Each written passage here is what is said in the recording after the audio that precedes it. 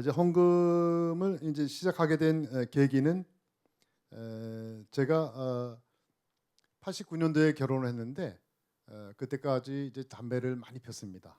저의 4대조 할아버지, 또 3대 또 친가 쪽에서는 3대조 다 믿는 집안이었고 장로 집안이고, 그런데 저에게 이렇게 엉터리 신앙이 있었습니다. 그래서 제가 이제 교회를 반포교회라고 있는데 교회 다니면서도 제가 원래 교회는 제가 고향 교회는 경동제일교회인데 반포로 중학교 때 이사 가면서 반포교회를 제가 다녔습니다. 출석했습니다. 그런데 거기서 나쁜 거, 이렇게 담배, 술 먹는 거 이런 것들을 배우고 그게 남자의 길인 줄 알았습니다.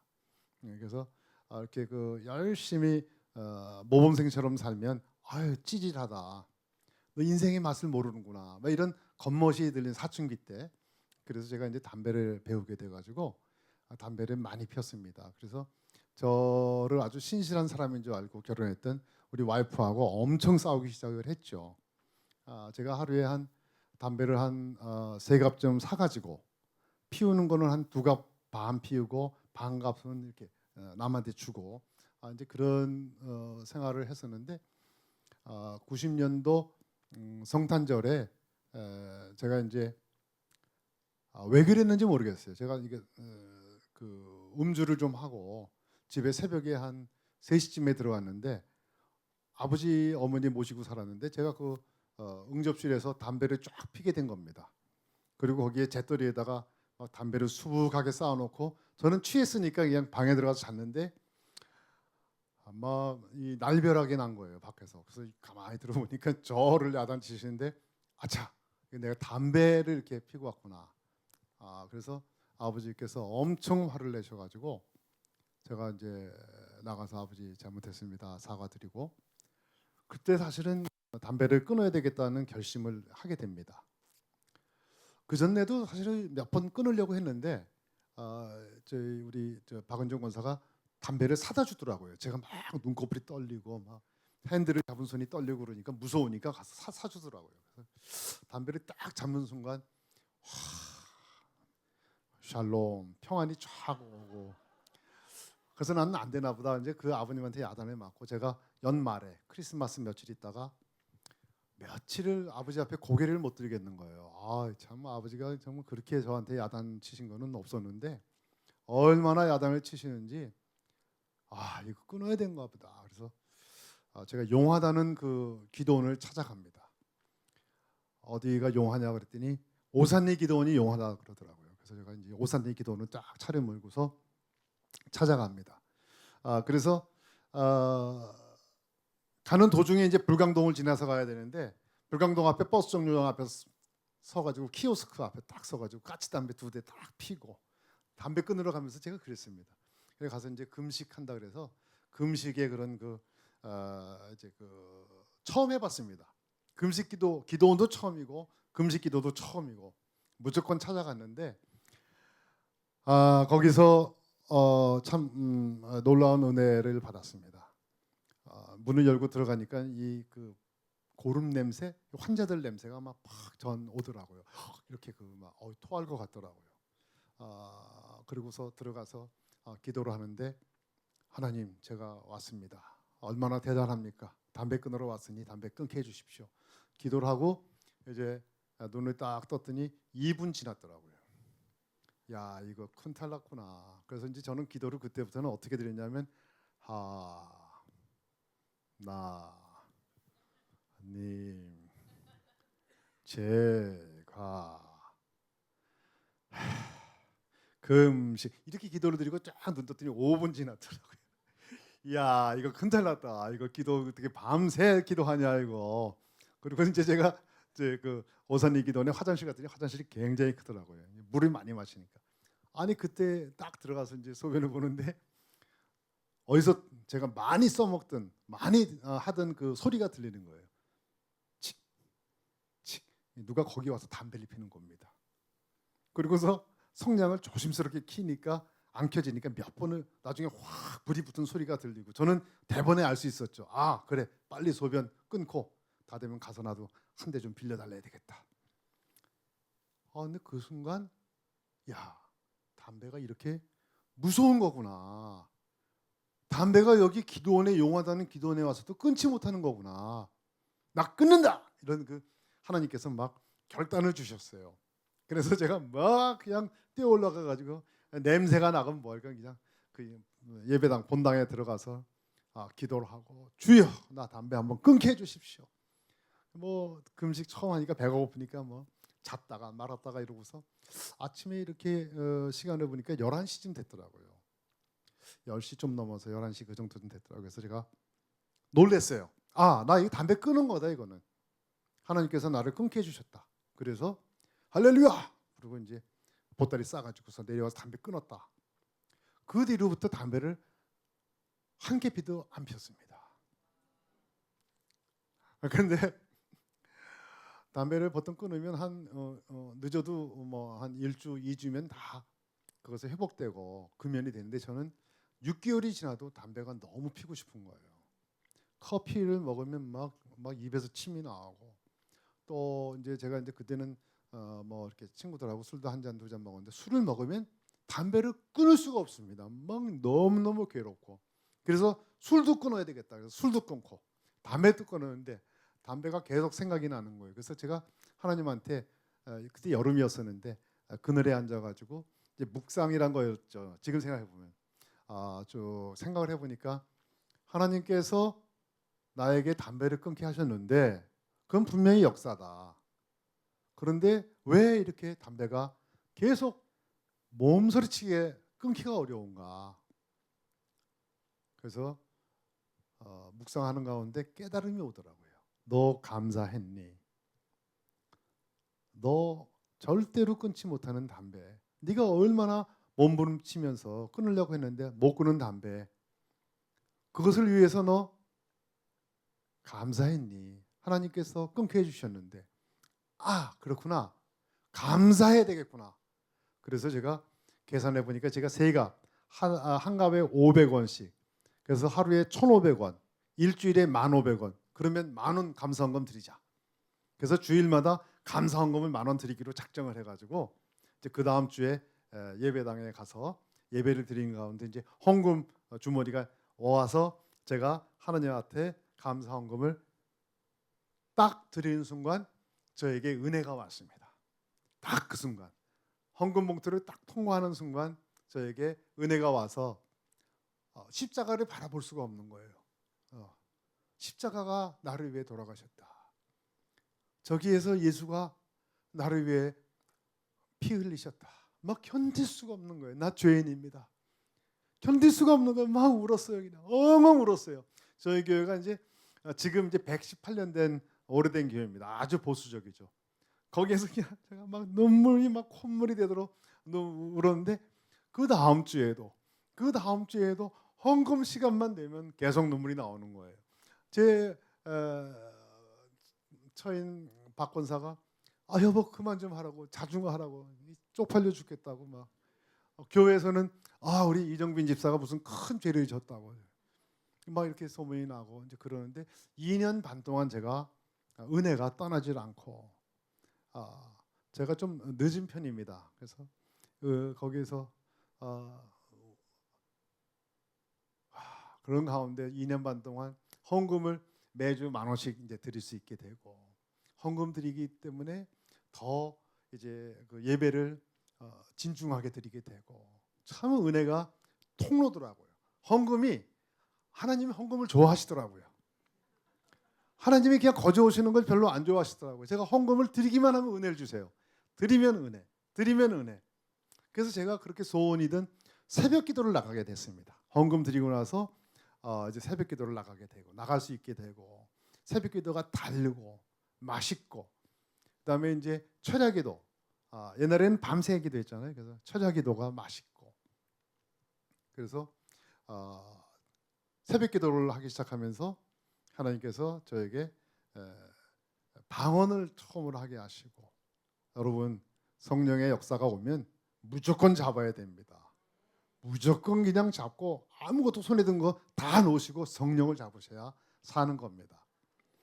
이제 제가 이제 그런 그 은혜를 받으면서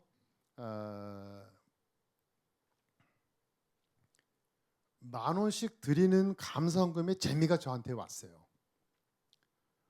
그리고서 야, 10,000원씩 드릴 게 아니라 나의 삶 속에서 하나님이 이러이러이러한 축복을 주셨는데 나 한번 10에 10을 한번 드려보고 싶다. 내가 하나님께서 주시는 걸 온전히 나는 다 바치고 이제 우리 아내가 버는 걸로 살겠다는 뜻이죠. 뭐. 이제 다 바치고 한번 1,000개의 교회, 1,000명의 한번 인재를 양육하는 사명을 한번 받고 싶다. 막 그것이 막 뜨거워지는 거예요.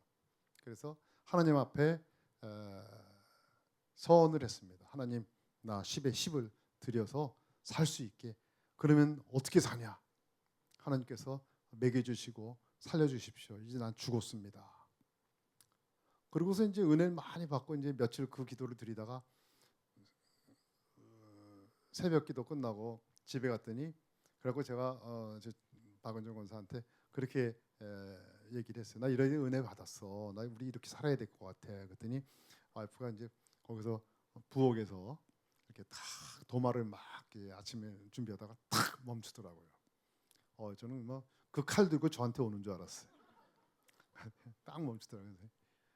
무슨 소리냐 말이야. 당신 그게 믿음인 줄 아느냐. 우리 어떻게 살라 그러느냐. 하지만 저는 이제 그럴 줄 알고 있었기 때문에 이제 아내를 잘 설명을 하고 하나님의 역사와 내가 받은 감동을 설명하고 그러면 이렇게 하자. 10의 1조를 우리가 드렸으니까 그러면 올해 우리가 10의 2조부터 시작해보자. 그리고 우리가 또 하나님이 우리에게 또 용기를 주시면 10의 3조를 시작해보자. 그랬더니 이제 우리 아내가 동의를 해줬어요. 참 착한 아내죠. 그래서 제가 이제 10의 2조를 시작하는데 바로 하나님께서 저를 부르시더라고요. 그게 부르는 건지 몰랐어요. 지금 보니까 부르신 거예요. 그리고 저를 어디로 부르셨냐면 광야로 부르시더라고요.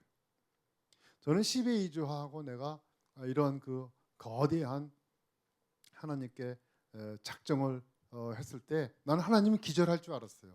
너무 좋아서. 하나님 갔다 이제 나한테. 하나님 갔죠. 감동 먹었죠. 하나님 이제 나는 대재벌되는 겁니다. 주여. 그리고 막 기도가 더 커지고 그랬는데 딱 몇 달 있다가 그대로 저를 부르시더라고요. 지금은 제가 압니다. 그때는 몰랐어요. 그건 저주인 줄 알았어요. 그런데 광야가 하나님이 계시는 곳이더라고요. 하나님은 이 높은 빌딩에 이 멋진 곳에 아니 계시고 광야에 계시더라고요.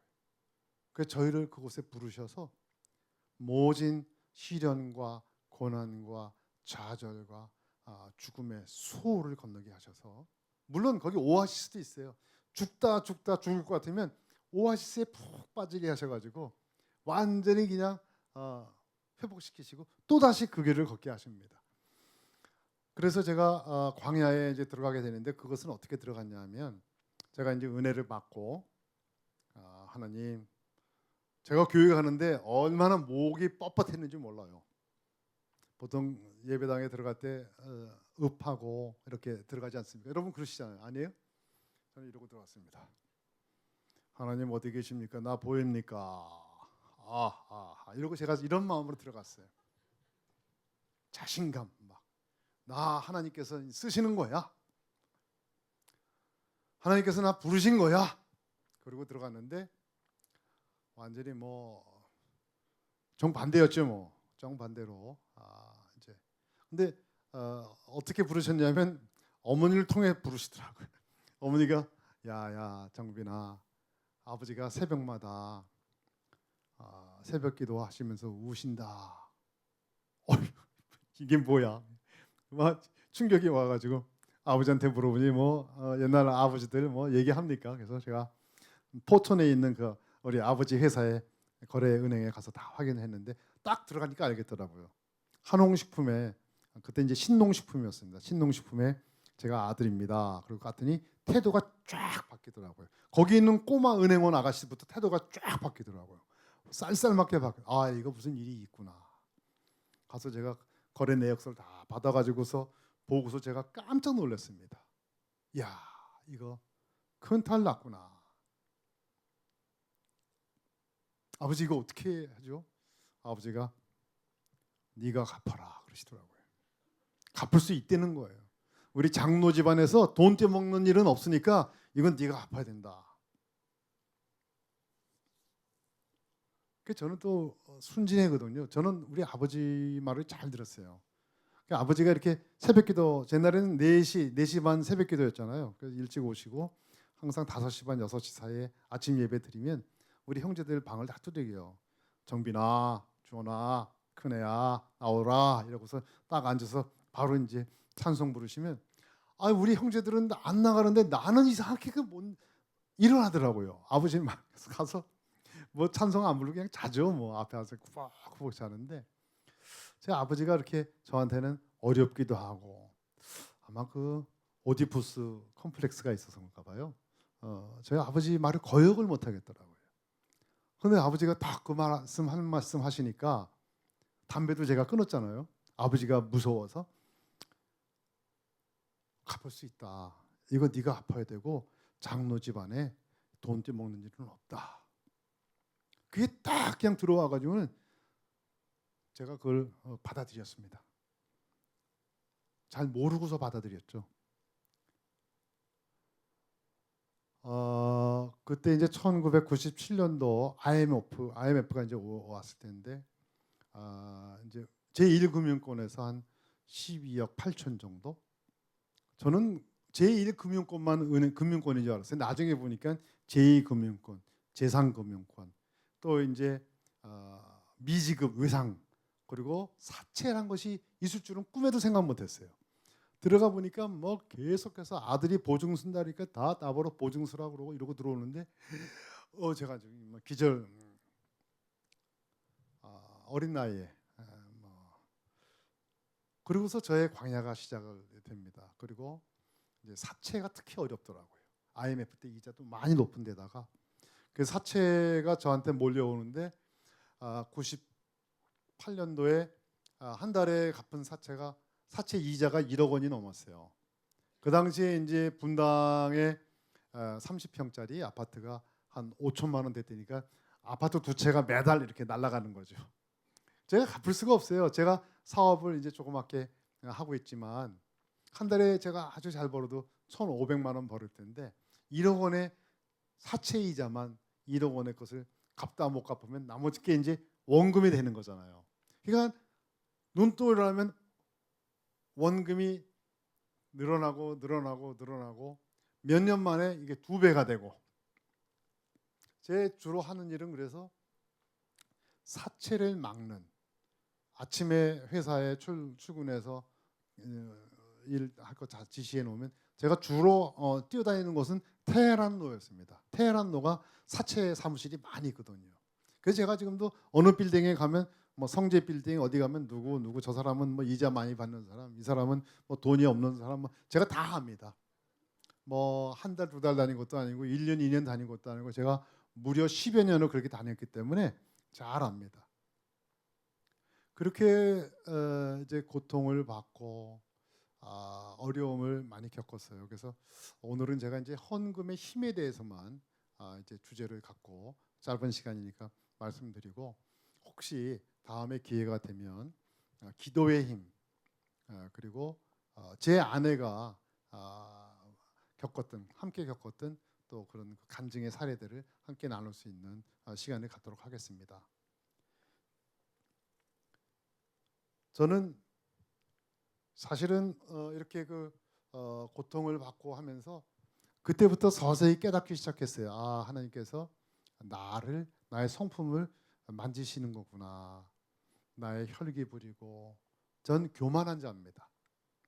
제가 어릴 때 잘 기억이 안 나는데 몇 가지 뚜렷하게 기억나는 것 중에 하나는 제가 어릴 적에 한 4살, 5살 때 제 동생을 데리고 교회에 갔는데 그 옆에 어떤 그 여학생이 여자아이가 코를 흘렸대요. 그랬더니 제가 제 동생한테 야, 얘 지저분한 애니까 가지 마 이랬답니다. 그걸 우리 선생님이 우리 집에 와서 귀엽다고 얘기해 주시는데 제가 아직까지도 머릿속에 박혀 있어요. 야, 내가 그런 말을 하다니. 나같이 인간적인 아이가 야, 내 그 모습이구나.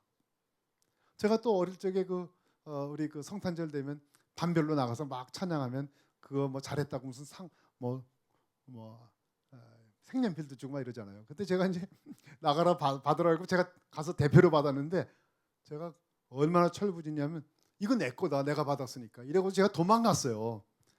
그러니까 제가 막 도망가니까 우리 그거 받으러 온 우리 친구들이 저를 막 쫓아서 정빈아 그러고 쫓아오고, 저는 나중에 막 교회에서 도망다니다가 어디를 가냐면 교회 큰 전남부에 있는데 거기 막 트리를 이렇게 올려놓은 큰 한 30m 되는 거길 제가 올라가지고 나무 속에 숨은 겁니다.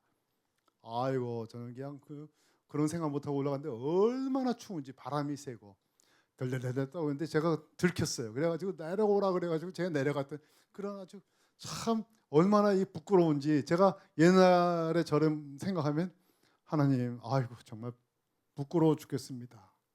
제가 참 그건 뭐 어릴 때인데 더 커서의 저의 모습을 적나라하게 보여드린다면 결혼을 하고 제가 어떤 회사를 다녔는데 이제 그때 어떤 프로젝트를 30살 때입니다.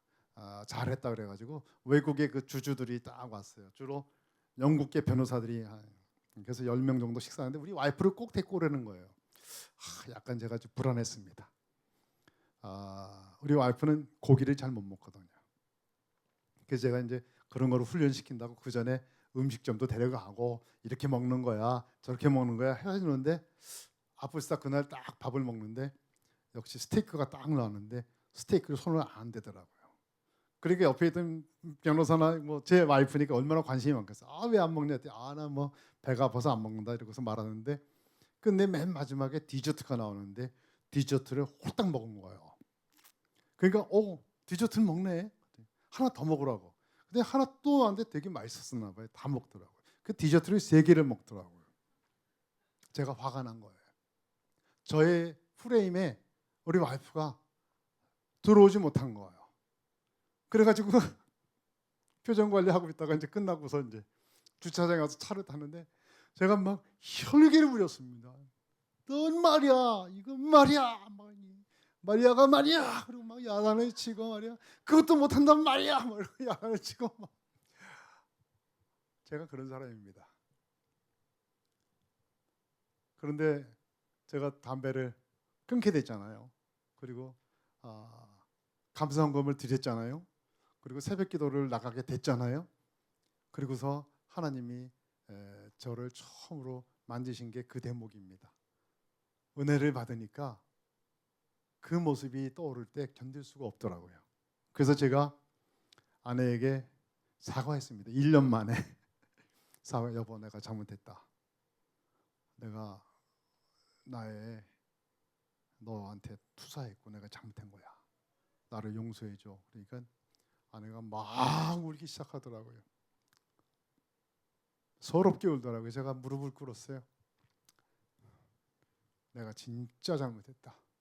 내가 다시는 당신을 없이 여기지 않고 내가 다시는 당신을 지켜준다. 앞으로 디저트 10개씩 먹어. 요즘도 그래서 어디 가면 디저트 막 귀신입니다. 막 디저트만 잘 먹어요. 아무튼 간에 제가 그렇게 사과할 수 있고, 그래서 얻은 하나님께서 먼 훗날 깨닫게 하셨지만 첫 번째 선물이 저에게 가정을 회복시켜 주신 거예요. 아내를 회복시켜 주신 거예요. 제가 아까 아내를 나의 헵시바, 나의 뷸라, 나의 브리스킬라, 나의 종달새라고 얘기할 수 있는 것은 자고 일어나기만 하면 아내의 자는 모습을 볼 때 너무너무 사랑스러운 그 마음을 하나님이 주신 거예요. 저한테는 안 주셨을 거예요. 저의 옛날의 모습이면 절대로 주시지 않았을 거예요. 따지고 정죄하고 못났다 그러고 이 정도 못하냐 그러고. 그런데 저한테는 그런 그 회복의 마음을 주셔서 아내를 사랑하는 마음, 그게 저의 첫 번째 하나님께서 주신 첫 번째라고는 하긴 그렇지만 3개 중에서 하나의 사랑 선물이십니다. 이제 헌금을 하면서 이제 두 번째 하나님의 선물은 제가 이제 사업을 시작할 수 있게 해주셨어요. 제가 은혜를 받고 새벽 기도를 나가면서 무엇을 깨달았냐면 나는 사업을 해야 되겠다. 하나님이 자꾸만 그쪽 마음을 인도해 주시더라고요. 전에 이제 직장 다닐 때도 직장 생활을 아주 제가 열심히 하는 편이었습니다. 그 전에 우리 원로 목사님이 설교를 하시는데 제가 맨날 담배 피니까 맨날 일찍 나가고 그랬지만 희한하게 두 가지 설교가 저한테 이렇게 그 감동을 줬는데, 첫째 달란트 비유였어요.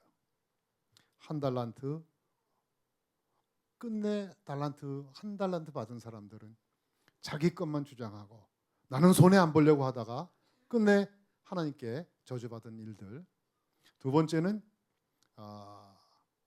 너의 그의 나라와 의를 먼저 구하라. 하나님께서 하신다.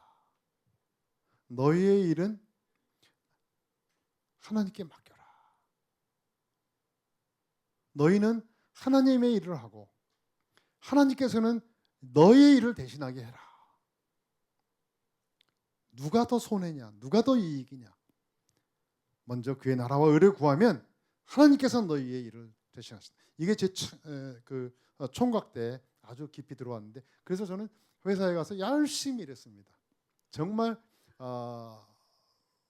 그런데 하나님께서 저에게 자꾸만 너는 사업을 해라 이런 생각을 주셨어요. 그래서 한 새벽 기도 시작한 지 한 3년 동안 기도를 했는데 하나님께서 좋습니다. 사업을 하는데 어떤 사업을 해야 됩니까? 그랬더니 하나님께서 네가 조금 느리고 둔하니까 이렇게 빨리빨리 움직이는 거 말고 멀리 가서 기다릴 거를 한번 생각해 보렴. 그게 어떤 겁니까? 그런데 저한테 이렇게 참 숫자가 중요하더라고요. 숫자를 딱 주시더라고요. 야, 지금 우리나라가 한 5천 불에서 한 6천 불 되는데, 그러고 보니까 G7이 그때 한 17,000불에서 한 21,000불 그 정도 소득이 됐어요. 그러면 그때 되는 거를 잡아야 되겠다. 또 이렇게 한번 번쩍하고 이제 잡히면 쫙 파고들잖아요. 막 파고들었더니 또 어떤 영감이 오냐면 이 산업의 발달이 의식 주로 되더라고요. 도레이 공업, 일본의 뭐 이런 듀퐁 이런 것들이 전부 이 섬유 사업에서 시작을 했더라고요. 그럼 나는 어떤 사업을 할까?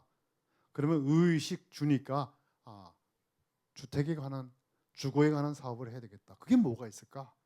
그리고 이제 찾게 돼서 제가 한옥 조르다노라고 하는 마루 업체를 찾게 되는데, 처음 10년 동안은 긴가민가 했어요. 너무 장사도 안 되고 어렵고 해서 지금은 확실하지만 그렇게 사업을 시작할 수 있게 인도하신 것이 두 번째 선물이었습니다. 그게 이제 시작한 지 94년도에 시작했으니까 내년이면 30년이 되는 거죠. 여러분 뭐 이런 유수한 건물들, 뭐 잠실의 123층, 뭐 갤러리아 4에 뭐 부산의 LCT, 뭐 이런 유명한데 또 강남의 여러 유수한 아파트 단지들 다 저희께 이제 들어갔고, 그 전에는 이제 뭐 이건희 회장님 댁, 집무실, 자녀들, 뭐 현대 전부 고급들은 다 저희가 납품을 하게 된 거죠. 이제 그렇고 이제 제가 사업을 하게 하나님께서 축복해 주시면서 저는 이제 10,000원씩 헌금을 이제 쭉 드렸어요.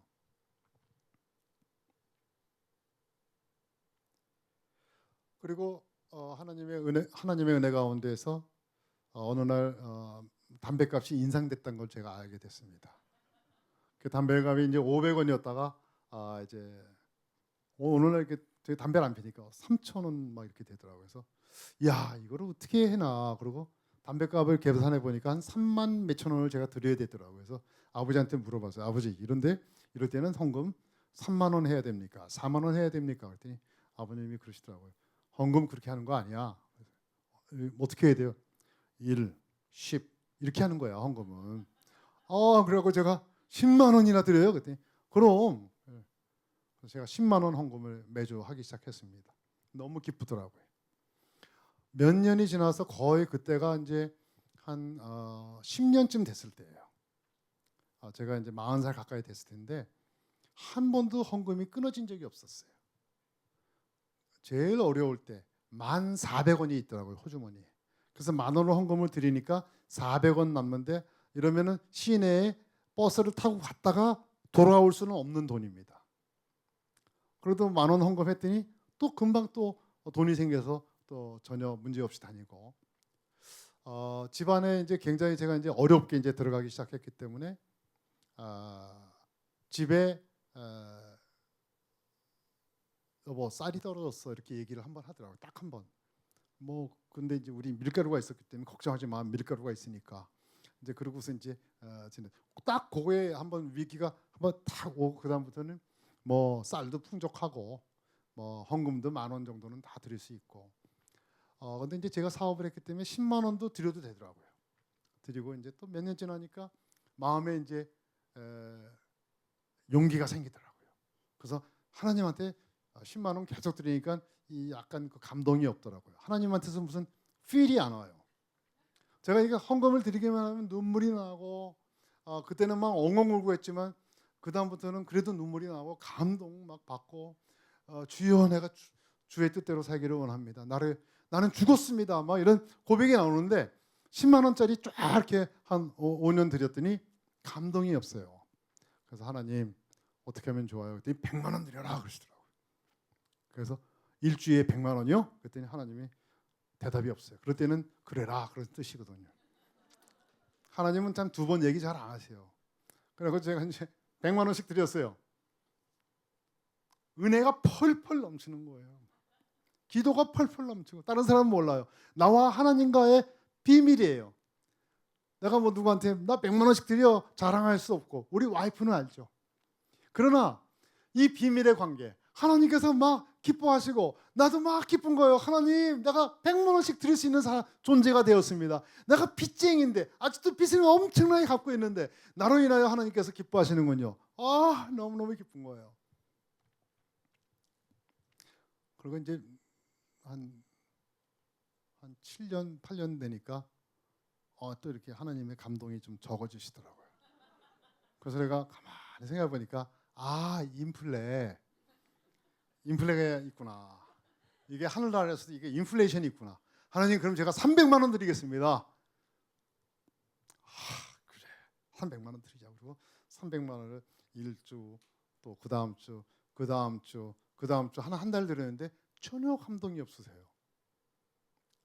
이거 어떻게 된 겁니까? 그래서 제가 딱 작정하고 기도했어요. 하나님, 원하는 게 뭡니까? 그때 500 그러시더라고요. 하나님, 500은 제가 조금 센데요. 500 드리겠습니다. 일주에 500. 그리고 막 제가 계산을 한 거예요. 11조, 또 기타 여러 가지 뭐 기타 등 한 달에 제가 우리 교회 헌금을 드리니까 3,500만 원이에요. 1년에 한 3억 한 8천 정도 되는 거예요. 그럼 연봉이 제가 8억을 받아야 52% 떼고 나머지 드리는 거예요. 그리고 가만히 생각해 봤어요. 내가 연봉을 받아서 이것을 드렸느냐, 아니면 내가 헌금을 드리기로 작정했더니 연봉이 그에 따라서 늘었느냐. 내가 헌금을 드리기로 작정했더니 연봉이 그에 따라서 늘었구나. 그렇다. 믿음으로 가자. 500을 드리니까 기쁨이 그때서야 오더라고요. 야, 하나님이 이걸 좋아하시는구나. 저는 하나님하고는 어떤 특별한 그 비밀스러운 관계는 저는 사실 부끄러워서 저 혼자만 기도해요. 나는 죄인입니다. 나는 음란한 자입니다. 나는 혈기불입니다. 나는 겸손하지 못합니다. 그러나 이렇게 오픈돼서 얘기할 수 있는 건 헌금밖에 없습니다. 자랑할 게. 여러분 용서하시고 들어주세요. 저의 이 간증을 통해서 나도 저 사람처럼 10에 10조 못한다 낙담하지 마시고 10에 1조부터 1.5조부터 10에 2조부터 또 이제 자녀들 다 출가시킨 분들은, 또 여유가 있으신 분들은 10에 3조도 하시고 10에 5조도 하시고 10에 9조도 하시고, 내가 그런 데 쓰임 받으려고 되는 거구나. 이제 그런 저는 생각을 하고 있습니다. 이제 그래서 이제 사업을 이제 시작하게 됐습니다. 그래서 저는 10분만 더 하겠습니다. 그래서 저는 5가지 하나님께서 이 사업할 때 꼭 조심하고 이것을 네가 한번 모토로 가지렴. 그래서 제가 은혜를 받아가지고서 결단한 게 첫째, 뇌물 주고 사업하지 말아야 되겠다. 둘째, 탈세하지 않는다. 셋째, 지역 감정 없다. 저는 완전히 서울 사람입니다만 저희 아버님도 되게 전라도 사람 되게 싫어했어요. 그래서 제가 고3 때 우리 아버지가 하도 이 전라도 사람들 막 이래가지고 아버지한테 물어봤어요. 아버지, 저 이시인데 전주 이가 아닙니까? 나도 본이 전주인데 아버지 왜 이렇게 전라도 사람 싫어하세요? 그랬더니 우리 아버지가 얼굴이 빨개지시더니 막 저를 때리거나 야단칠 줄 알았는데 그 다음부터는 한 번도 그 차별하는 그런 발언을 한 번도 안 하셨어요. 저는 우리 아버지 참 위대하다고 봐요. 나 같으면 야 이놈의 자식이 말이야 이렇게 야단쳤을 텐데, 그죠? 그래서 우리 지역 차별 없다. 그다음에 학력 차별 없다. 그리고 남녀 차별 없다. 제가 해외에 잠깐 나갔다 보니까 우리나라 여자들이 엄청 능력이 있더라고요. 얼굴도 이쁘지만 성격도 의학스럽고 뭐 아줌마들 있으면 막 그냥 막 생활력이 있어서 막 지하철 같은 데 하면 막 엉덩이 삐짓고 왔는데, 이야, 전 세계에 우리나라 같은 사람이 없어요. 우리나라는 여자를 활용해야 된다. 그리고 제가 그때 30살 때 이 5가지 모토로, 지금도 우리 직원들한테 우리 회사의 모토는 이 5가지야. 그리고 저는 이제 그 사이에 하나님이 광야로 이제 부르셨다는 것은, 제가 이제 아버지가 이제 어려우시니까 우리한테 이제 남았던 재산이 딱 하나 아파트가 남았었어요. 그래서 그거를 빨리 이제 빚잔치죠. 정리해가지고 있는 대로 우선 갚고 우리가 가자 그랬더니 다 갚고 났더니 아버지가 저한테 너의 집을 네가 거주해야 할 집을 위해서는 돈을 마련했는데 이 돈을 갖고 가서 집을 알아봐라 그러시더라고요. 그래서 딱 봉투를 보니까 300만 원이더라고요. 그래서 저는 뭐 300만 원 갖고 알아보려니까 이제 알아봤는데 집이 없더라고요. 그래서 아무리 후진 있다기보다는 그런 그 있는 곳에 지하실에 가도 햇빛이 들어오지 않는 연탄 광과 함께 쓰는 방 한 칸짜리가 1,000만 원이더라고요. 그러나 이제 시간이 없으니까 이거를 to be continued 뒤로 미뤄서 자세한 얘기는 우리 박은정 권사한테 들으시기를 권유하면서, 아무튼간에 저는 그런 그 지하 단칸방을 우여곡절 끝에 찾아가지고 거기서 5년 살았습니다. 그리고서 이제 끝내 또 어려워져가지고 우리 포천에 있는 공장에 마른 사택인데 그냥 옥탑방이에요. 거기에서도 또 5년 살았어요. 거기는 어느 정도쯤 되냐면 여름에는 굉장히 덥지만 문 열어놓고 살면 살 수 있어요. 근데 겨울에는 저희들이 교회 오기 위해서 잠깐 시간을 비워놓고 들어가면 이게 그 보일러가 낮에 잠깐 쉬지 않습니까? 쉬면 그게 얼어붙어가지고 화장실까지 다 얼어붙어요. 그러면 그게 녹을 때까지 냉골에서 저가 있어야 됩니다. 그러면 한 일주일 막 이렇게 되고 그 녹는 기미를 찾아가지고 막 이 토치로 막 해서 그걸 뚫어가지고서 세수. 그러면 어디서 세수하냐? 이제 공장에 한 200m 떨어진 공장에 가서 이제 물을 틀어놓고 세수도 하고. 이태리에 그 우리 그 거래처에 갔더니 아주 굉장히 좋은 집들이 있어요. 그래서 야, 너희 이 집 좋다 그랬더니 한국에 있는 너희 집도 너도 잘 살 것 같은데 너 어디 사냐 그러더라고요. 그래서 제가 그랬습니다. 내 라이브러리에서, 내 사무실에서 와이프가 커피 준비됐다고 오라 그래서 내가 잠깐 이렇게 빨리 안 가면 커피가 다 식는다 그랬더니 우와, 너희 집 그렇게 크냐 그러더라고요.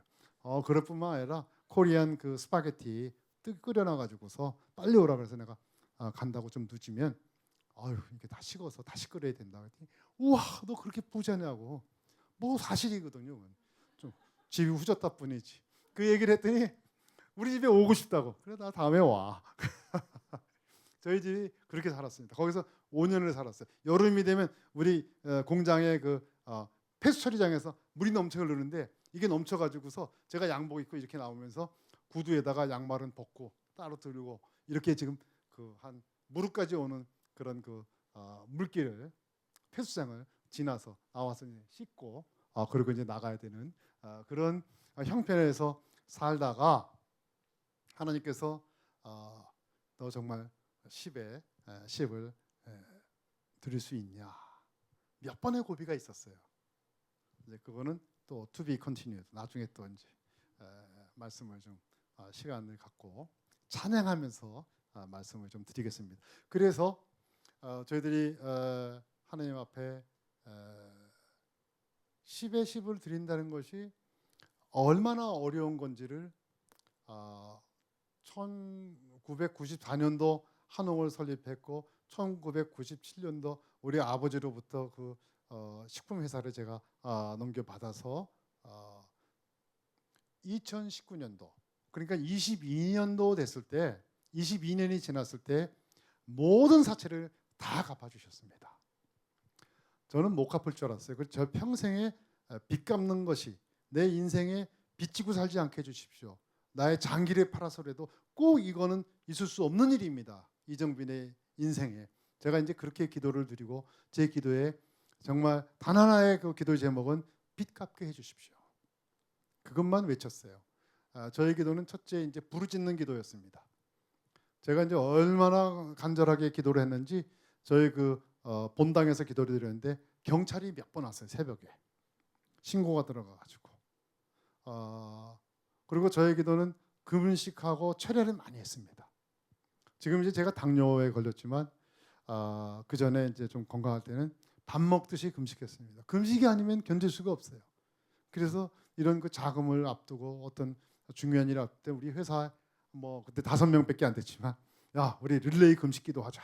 그래서 그 사람들이 무슨 죄가 있습니까? 자 아침 점심 저녁 순서 정해가지고 계속 일주일 내내 그리고 가서 그래야 그러면 하나님께서 마지막 때에 돈을 딱 해결해 주시고 그래서 저는 금식과 철야는 굉장히 빠른 문이다 이렇게 생각을 하고 있습니다. 세 번째는 헌금입니다. 제 기도의 특징 중에 하나는 부르짖는 기도, 둘째는 금식, 셋째는 하나님께 드려라, 하나님께 바쳐라. 너의 모든 것이 우리 본문에서 역대상 29장 10절에서 14절까지 다윗이 자기 아들 솔로몬에게 이제 성전을 지어주기 위해서 다 준비하고서 아낌없이 드리는 마음으로 이것은 다 주님께서 왔으니 아버지께서 받으셔야 합니다. 이것은 내가 어찌해서 된 것이 아니라 다 하나님 것이니 전부 하나님께 드립니다. 그런 고백을 하면서 드릴 때 하나님이 연락하시고 그리고 역대하 1장에 가서 보면 솔로몬이 만사형통하였노라. 만약에 자식이 한 명이라도 있으면 헌금하십시오. 뭐 겁주는 거 아닙니다. 여러분의 하늘나라에 싸시기 바랍니다. 그걸 통해서 하나님께서는 하나님 무슨 물질이 필요해요. 말씀으로 온 우주 만물을 만드셨는데 하나님이 무슨 이런 그 1억이 2억이 100억이 1000억이 필요합니까? 하나님께서는 우리의 기도를 들으시고 감동받으시면 우리에게 너무나 큰 사랑을 통해서 축복을 하시고 우리를 통해서 우리 이웃을 살려내는 복음을 전하는 생명을 전하는 이 목적을 위해서 우리를 부르신 것이다. 이 사명에 우리가 충만하다면 여러분 물질은 아무것도 아니다. 물질은 도구일 뿐이다. 우리는 축복의 통로일 뿐이다. 그래서 저는 지금 이제 제 모토는 뭐냐면 내 호주머니에 500만 원 이상 두지 않는다. 여기 사업이 조금 돼서 2천만 원도 있고 뭐 5천만 원도 있고 막 이렇게 되니까 이 생각이 달라지더라고요 좀. 그래서 제가 우리 박 권사하고 얘기했어요. 야 이러다 우리 죽는다. 우리 다시 광야로 가자. 그리고 나는 500만 원 이상 내 것으로 현금을 내가 갖지 않겠다. 그래서 저는 오면 바로 누구든지 내게 오면 바로 그냥 하나님의 뜻이구나. 이제 그렇게 생각을 하고 있죠. 이제 그렇게 해서 제가 45살이 됐는데 2005년도인가 6년도인가 7년 사실 잘 모르겠어요. 이제 그때 40대 때 제가 제일 어려웠습니다. 30대 이제 후반부터 40대까지가 참 어려워서 제가 이제 뭐 치과 의사 계신지 모르겠는데 40대 때 제가 그 임플란트를 8개를 했습니다. 오히려 50대, 60대가 제가 건강해요. 그리고 너무너무 힘들어 가지고서 막 입에 잇몸이 막 병이 났는데 견디다가 제가 한 열흘쯤 견뎠나 봐요. 그리고 치과에 갔더니 우리 선배가 이게 입을 보더니 빨리 지금 내과로 가라 그러더라고요. 그래서 왜요? 그랬더니 빨리 가. 지금 당장 가야 돼. 그래서 제가 내과로 찾아갔더니 내과 의사가 저한테 얘기해 주는 거는 대상포진입니다. 입천장에 한 5개쯤에 그 빵꾸가 뽕뽕뽕 나더라고요. 이거 어디 출장 갔다 왔습니까? 이거 어떻게 견뎠습니까? 예, 그냥 뭐 어떻게 참고 왔습니다. 뭐 이렇게 고개를 못 움직이겠더라고요. 이렇게 차가 흔들리면 막 이 정신이 혼미해질 정도로. 그래서 아이고 그럼 빨리 약을 주십시오 했더니 다 낫습니다. 바이러스이기 때문에 지금 약 먹을 필요가 없습니다. 제가 병원을 나오면서 그때 처음으로 벽에 기대서 울었어요. 내가 대상포진에 걸려도 올 수가 없는 존재였구나. 하나님. 그렇게 제가 벽을 잡고 막 울었어요. 그렇게 40대 때가 저는 무척 어려웠습니다. 뭐 자세한 내용들은 to be continued. 그래서 이제 제가 이제 그러다가 낙담을 하고 좌절합니다. 아무리 생각을 해도 하나님께서는 나를 사랑하지 않는 거예요. 그리고 아무리 생각을 해도 내가 이제 60이 돼서 은퇴할 나이가 돼도 늘어나기만 하는 이 빚을 갚을 수가 없는 거예요. 처음에는 몇십억 됐던 게 5배, 6배가 된 거예요. 나는 억울했어요. 그리고 내 친구들 중에 법 하는 친구들이, 변호사 친구들이 정빈아 이 바보야 너 지금 법원에 가. 그러면 네가 그 사람들한테 갚았던 100%, 200%의 이자 네가 갚은 것만 네가 증명할 수 있으면 판사가 바로 너를 set you free. 너에게 바로 면죄부를 줄 거야. 할 수가 없었어요. 마음의 용납이 되지 않을 뿐만 아니라 하나님의 뜻이 저한테 가라 그러지가 않았어요. 그래서 버티고 있었지만 하나님께서 갚아주실 줄로 난 믿고 있었지만 좌절이 왔어요. 그리고 눈을 떴는데 모든 게 이렇게 회색빛으로 보이더라고요. 회색. 이런 칼라가 아니고 회색. 나중에 보니까 그게 죽음의 색깔이더라고요. 하나님은 나를 사랑하지 않는구나. 나는 하나님을 짝사랑했는데. 그리고 하나님한테 그렇구나. 아궁이에 장작을 떼면서 이제 거기에 장작을 하기 위해서는 이렇게 불쏘시개 나무로 이렇게 밀어서 떼잖아요. 그리고 밥이 다 되면 그 불 속에다 던지잖아요. 내가 이 불쏘시개였구나. 나는 노바디였구나. 나는 아무것도 아니었구나. 사탄이 저를 팍 찌른 겁니다. 그래서 저희 회사에 기도방이 뭐 아주 요만한 게 조그만 게 있는데 전에 들어갈 때는 제가 무릎을 다 꿇고 담요 위지만 무릎을 다 꿇고 하나님 앞에 경건하게 가서 기도하고 기도의 제목을 노트에다 쓰고 이제 그랬는데 그날은 그냥 가서 초덕 앉았어요. 초덕 앉아가지고 하나님 나하고 끝냅시다. 하나님 나 이제 결정했어요. 나는 당신을 사랑했지만 당신은 나를 불쏘시개로 한 거 아닙니까? 솔직히 얘기합시다. 마음이 막 용기가 막 나고 시원해지더라고요.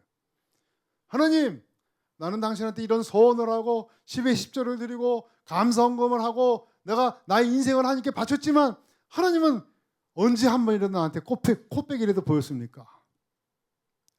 막 그러고 얘기하면서 막 서럽고 한 1시간쯤 운 것 같아요. 막 회사가 떠나가라고 막 울었습니다. 엉엉 울었습니다. 막 책상을 치면서 울었어요. 할 말 있으면 얘기하시오. 여러분 이런 거 할 때 조심해야 됩니다. 제가 그 다음에 제가 이제 사채 이제 하는 일이 에서 돈 얻어오는 게 제 주 업무라 했죠. 이걸 십몇 년 동안 한 거예요. 그래서 이제 그렇게 하고 있는데 그날도 이제 사채 사무실에 갔어요. 갔는데 누가 먼저 와 계시더라고. 어떤 좀 늙으스레한 분이. 거기 기다리고 있더니 이정빈 한홍식품 이정빈 사장님 들어오세요. 그래서 제가 이제 들어갔다 나왔더니 이분이 저를 이렇게 따라 나오더라고요. 엘리베이터 타가지고 내려가는데 한홍식품의 이정빈 사장이요. 네 그렇습니다. 그랬더니 난 명함 한 장 주시오. 왜요? 내가 내일 사무실에 갈게. 뭐 드렸더니 그 다음날 사무실에 오셨는데 이분이 그러한 사채 사무실에 돈을 빌려주는 전주였던 거예요. 그리고 보통 그 업에 들어오면 보통 6개월에서 1년 정도면 다 부도가 나는데 한홍식품은 1년이 아니라 2년이 아니라 3년이 아니라 5년이 아니라 10년이 지나도 부도가 안 나니까 한홍식품 어음은 에이스야. 누구든지 이 한홍식품 어음만 갖고 오면 무조건 그냥 돈을 꿔준다는 거예요. 그런데 그날 저를 만난 거예요. 그러더니 그분이 저한테 나 당신 얼마씩 이자 쓰는지 아는데 내가 반에 해줄게. 나랑 거래해. 내가 이제 당신은 신뢰할 수 있어. 아유, 그때까지는 이자를 못 갚아서 계속 이자가 원금이 되고 이자가 원금이 돼서 다시 또 원금이 되고 다시 또 원금이 되고 해서 막 산더미처럼 불어났었는데 이분 하나만은 아니었어요. 몇 사람 있었는데 이분이 그러한 제안을 함으로써 제 원금이 멈춰주는 역사가 일어난 거예요. 그리고서 너무 기쁘고 여유가 생기고 사업할 수 있는. 그래서 몇 년이 지났어요. 그런데 제가 이제 한강을 지나면서 한강 사이드에 있는 아파트들만 보면 제가 기도했거든요. 하나님, 한강에 이렇게 흉측하고 후진 아파트들이 아직도 있는 게 몇 말입니까? 리버사이드, 파크사이드 이렇게 아름다운 한강에 하나님 제가 이 우리 마루를 여기다 다 공급할 수 있게 해주십시오. 기도를 막 계속 하시다 들었는데 때가 왔더라고요. 그때 이제 그 롯데에서 잠실 그 사거리에 롯데캐슬 골드라는 것을 주상복합을 짓는다고. 그래서 거길 찾아갑니다. 제가 여기에 지면 여러분 하신 그런 그 자재를 입주하는 분이 다 거두고 우리 걸 다시 쓰신다. 그러니 처음부터 우리 걸 쓰자. 그리고 그걸 옵션으로 한번 해보자. 그 제가 제안을 하나님이 그런 지혜를 주셨어요. 그랬더니 그 소장님이 가만히 보더니 그러면 우리한테 떨어지는 게 뭐야? 소비자가 직접 하려면 100이 우리 거를 쓰시면 나는 당신들한테 50에 주겠어. 물량이 많으니까. 그럼 당신들은 70에 받으셔서 소비자한테 30의 이익을 드리고 당신들은 20을 먹고 나는 또 납품해서 좋고. 이거 좋은 방법이라고. 그래서 이 프로젝트 사업이 시작된 거예요. 나중에 그분이 거기서 너무나 창의적인 아이디어를 가졌다 이래가지고 이익을 남겨서 나중에 롯데건설 대표이사였습니다. 그런데 계속 저한테 오셔서 뭐 밥 한 번 산 적은 없습니다. 그렇게 되면서 제가 이 그 사채업자한테 이 사장님이 그래도 사채업자 중에서는 양반이었어요. 제가 설명을 합니다.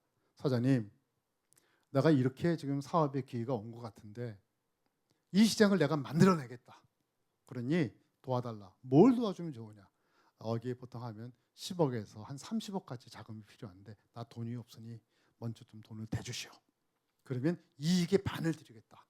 그랬더니 그러면은 이자에 비해서 훨씬 많은 이익이 오니까 사장님이 얼른 그럽시다 그러더라고요. 그래서 제가 조건이 또 하나 있습니다. 뭐요? 사장님, 제목도 다 드리겠습니다. 응? 그런데 사장님, 제목도 다 드릴 테니까 먼저 원금부터 갚게 해주십시오. 생각하더라고요. 제가 사장님한테 또 골질렀죠. 사장님, 메뚜기도 한철인데 제가 이거 갚다가 제가 쓰러지거나 사업이 안 되면 사장님 원금 어떻게 받을 겁니까? 지금 빨리 확보하는 게 낫죠. 그랬더니 이 사장님이 머리가 빨리 돌아가니까 좋아, 그렇게 합시다.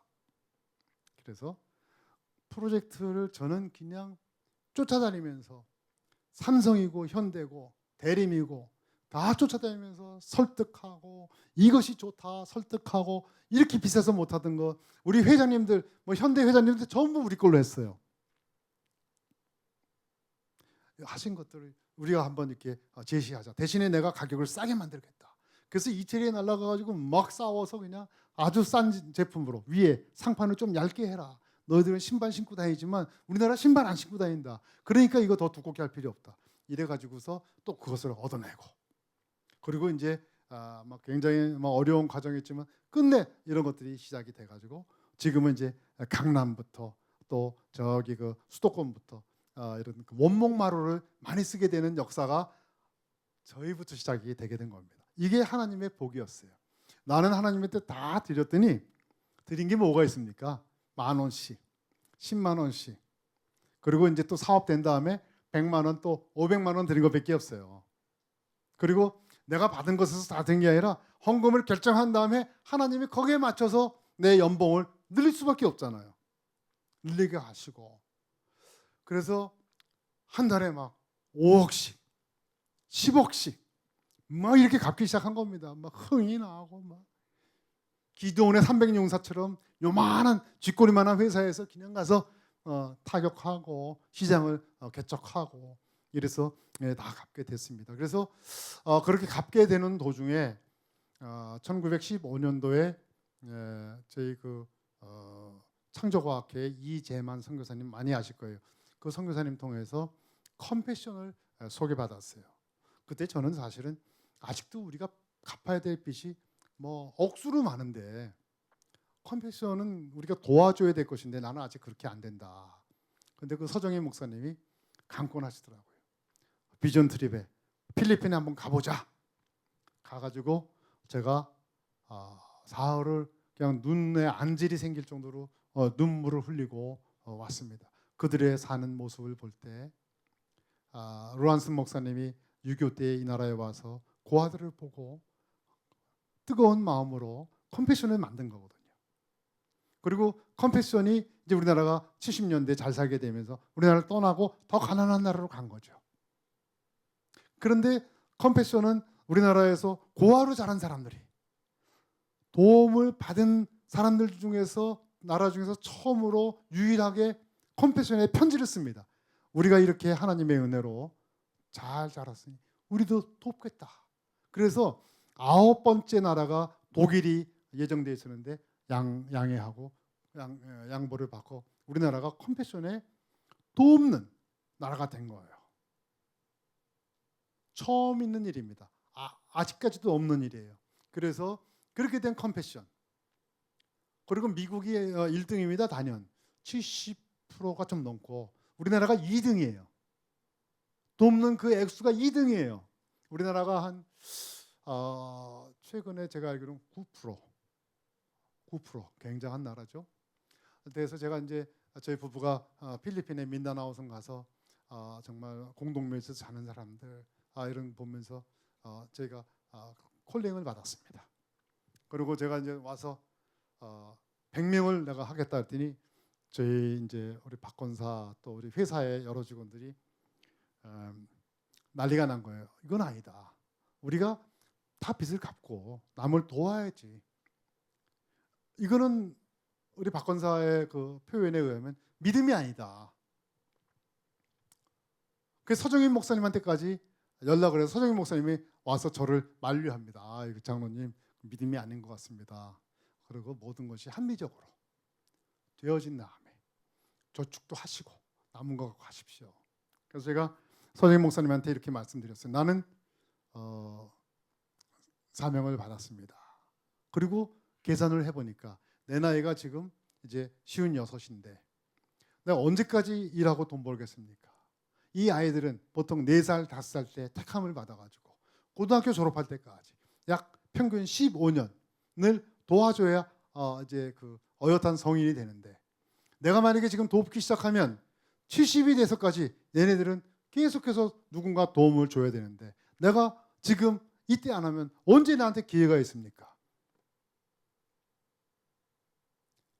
그래도 빚이 많으신데 제가 박은정 권사님한테 다 들었습니다. 너무 빚이 많은데 제가 비전 트립을 가자 그래서 죄송합니다. 부담을 드렸습니다. 아닙니다. 거룩한 분노입니다. 나 죽겠습니다. 이러다가 하나님이 너의 이제 재물은 끝이야. 그럼 그때 멈추겠다. 나한테 하게 해달라. 그랬더니 서정인 목사님이 네 그러시죠. 이렇게 허락을 해주셔서 100명을 하기 시작했어요. 감동이 됐어요.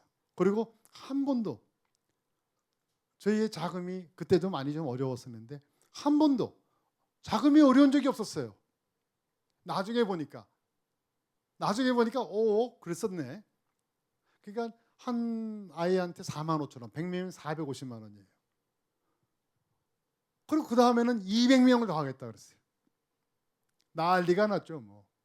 그 다음에 또 200명 더 하겠다 그랬어요. 그래서 이제 올해는 저희가 1,500명 합니다.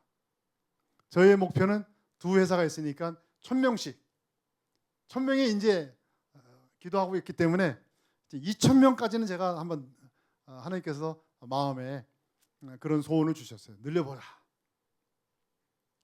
그런데 참 놀라운 일은 제가 이제 그렇게 자금 그 빚을 갚기 시작했어도 저는 이 빚은 한 70쯤 가서 다 갚을 수 있을 것 같다.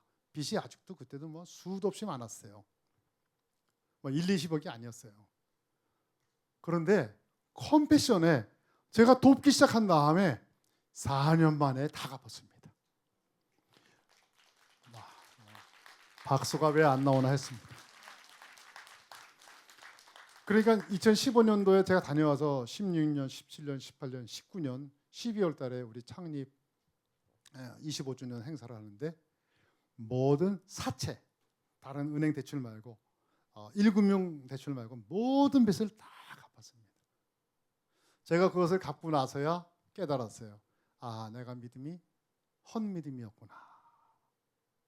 나는 깨작깨작 입술로만 울리는 꽹과리처럼 주야 살려만 주시면, 나의 빚을 갚아만 주시면, 나의 이 얼굴을 살려만 주시면 내 인생이 난 이대로 천국 못 들어갑니다.